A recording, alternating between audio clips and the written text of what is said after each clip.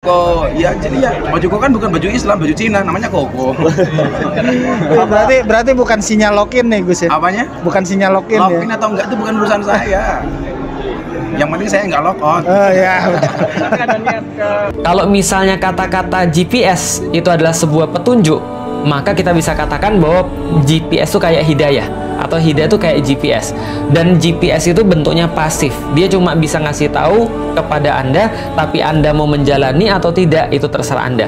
Jadi orang punya GPS belum tentu nyampe, orang punya hidayah belum tentu nyampe. Kenapa? Hidayah itu bentuknya pasif, tapi untuk bisa menjalani itu perlu diri Anda.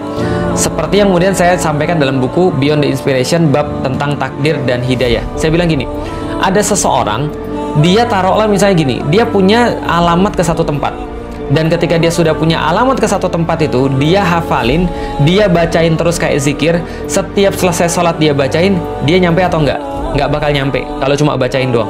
Kenapa nggak akan bakal nyampe? Karena dia nggak jalan. Maka hidayah itu yang pertama kita harus tahu bentuknya adalah pasif dan memerlukan kita yang aktif supaya bisa nyampe. Densu belajar Islam hingga didoakan walaf. Gus Miftah saya nggak bangga. Denny Sumargo bersama istrinya Olivia sempat mendatangi pesantren milik Gus Miftah di Yogyakarta, Jawa Tengah. Kedatangan sang pebasket menjadi sorotan publik karena mengenakan baju koko lengkap dengan kopiah. Warganet lantas menduga bahwa Denny Sumargo akan menjadi mu'alaf karena mendatangi Gus Miftah. Namun Gus Miftah membantah spekulasi warganet tersebut.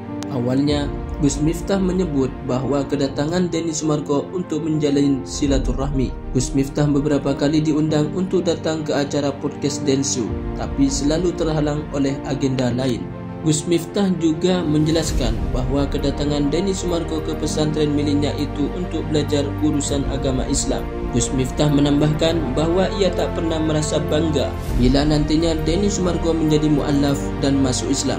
Ia menambahkan bahwa urusan agama adalah masalah pribadi seseorang dengan Tuhan yang Maha Kuasa.